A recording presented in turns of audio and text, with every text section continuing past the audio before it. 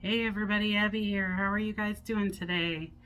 Do you ever wonder why some people engage in sadomasochism?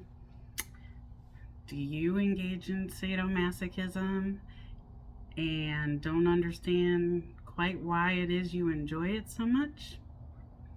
Well, leave me your answer in the comments and stick around as I will give you my personal thoughts on this subject a little later on in the video. Um, But did you all know that sadomasochism was long considered pathological, but now, after studying people interested in BDSM, psychologists have failed to find evidence that this sexual practice is being harmful? Good to know. Psychologists list BDSM as a paraphilia, or an unusual sexual fixation, and only classifies it as a disorder if it causes harm. In fact, a study that was published in May 2013, they actually found that practitioners of BDSM were better off than the general population in some ways, including lower anxiety and having more secure relationships. So, what is the gain from pain? It's a good question.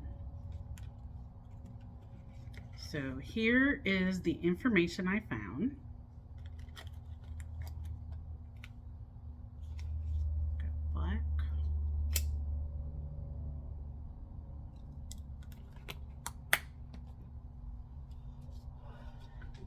And this was based off of a study that I found. Because you know I like to find studies, not just go on hearsay.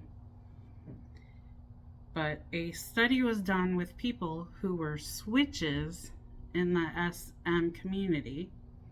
And what they mean by switches, if you're not familiar, is that they liked both giving and receiving of pain.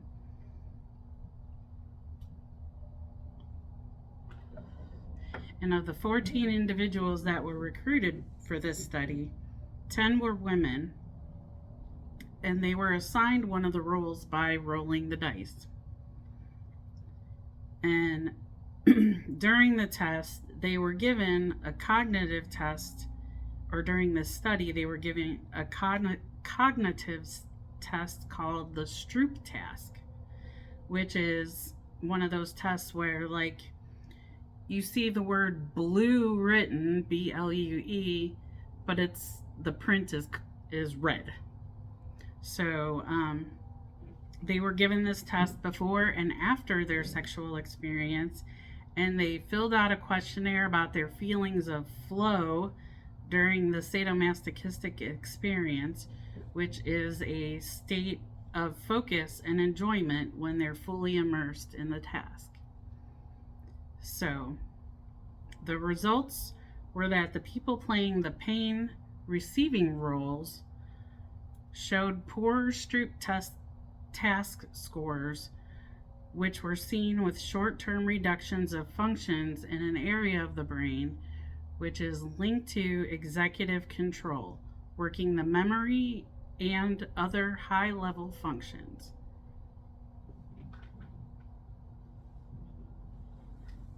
Thus, the pain from this causing the brain to shunt blood flow away from this region, causing an altered state of consciousness, and the appeal for sadomasochism. Now, the people on the giving end of the study benefited as well, reporting similar levels of flow during their sexual scene.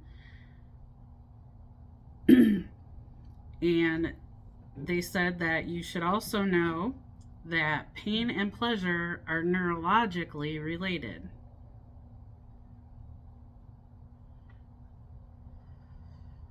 Has to do with your brain's chemistry. When you get hurt, your brain releases endorphins, amongst other hormones, which are the same hormones released during the devil's tango. This part of the brain is commonly called your mind's reward system. So, even though pain and pleasure feel extremely different to you, in reality, from a neurological standpoint, your brain is firing off melatonin and serotonin in both scenarios.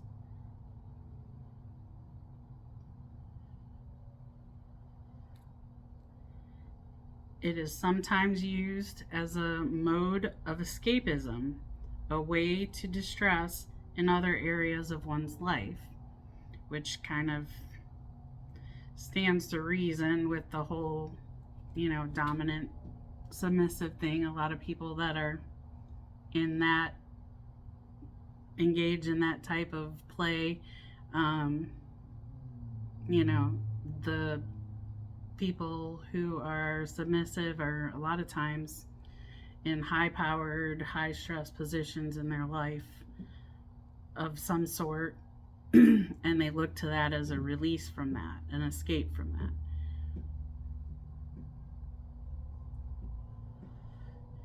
And in dominance, pain play can be used as a way of establishing this sort of hierarchy.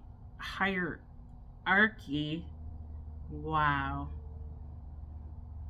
Maybe I need a glass of wine. I don't know. Is a way of establishing this sort of hierarchy in the dom sub roles. It is also a form of intimacy, believe it or not. It expresses certain levels of openness that can bring you closer to your partner in a number of ways. And it can also increase communication with your partner and broaden your sexual limits with each other. Engaging in pain play requires active communication at every juncture and is an opportunity to delve deeper into your pleasure centers as individuals and as a unit. I could totally see that.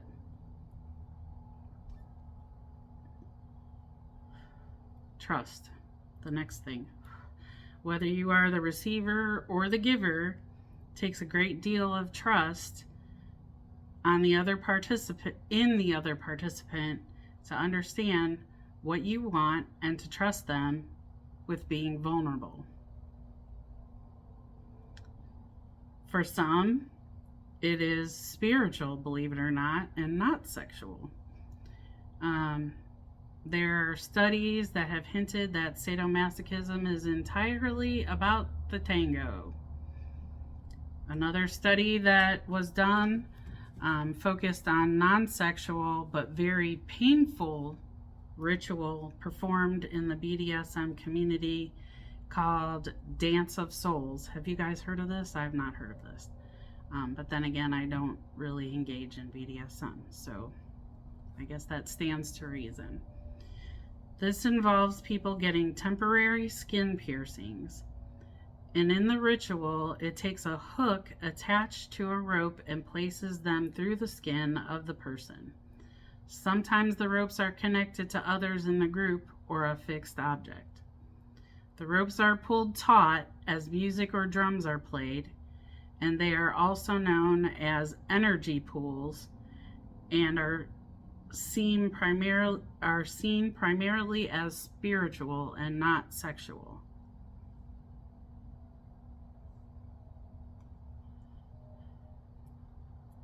There was a survey done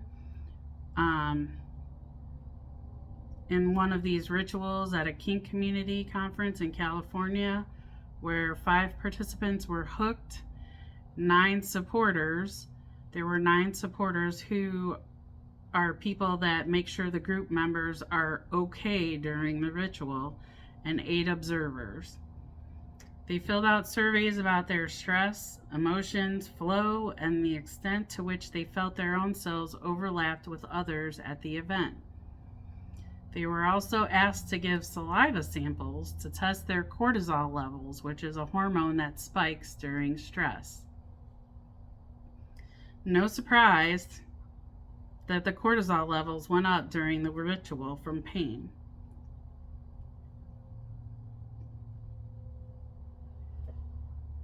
However, participants reported feeling less stressed. They also reported feeling more connected to others. Again, the researchers believe that this would be indicative of these types of altered states of consciousness that people are seeking. They believed that it might not be different from what people experience during meditation or yoga.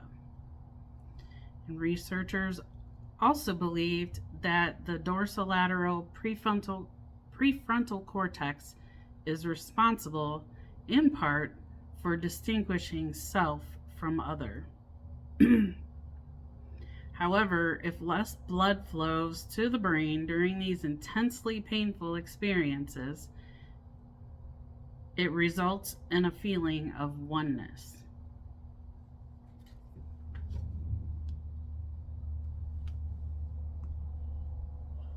So all I can say is, wow. I definitely learned a lot while researching this video. I hope you guys did too. As I promised, I would give you my personal thoughts on this, especially since I've had numerous people reach out to me and ask me to do things like this for them. I will honestly say that I don't engage in any sort of BDSM activities.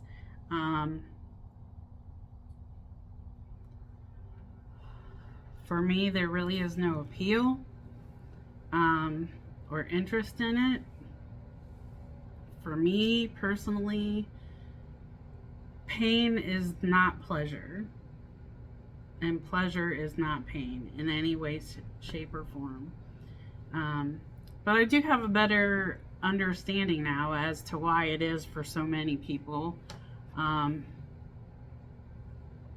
as always, I don't judge anyone in what they choose to do and how they choose to do it, or who they choose to do it with. So, I always say we all have our thing when it comes to kinks, and we do.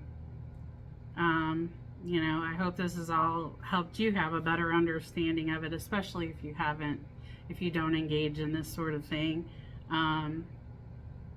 But why people, have a better understanding of why people do this and enjoy it and what they get from it. I have truly been enlightened with this one, I will admit. Let me know if you feel the same way. Leave it in the comments. We've learned so much from this. That really is all I have for you guys today. And I will see you guys real soon. Until next time. Bye, everyone.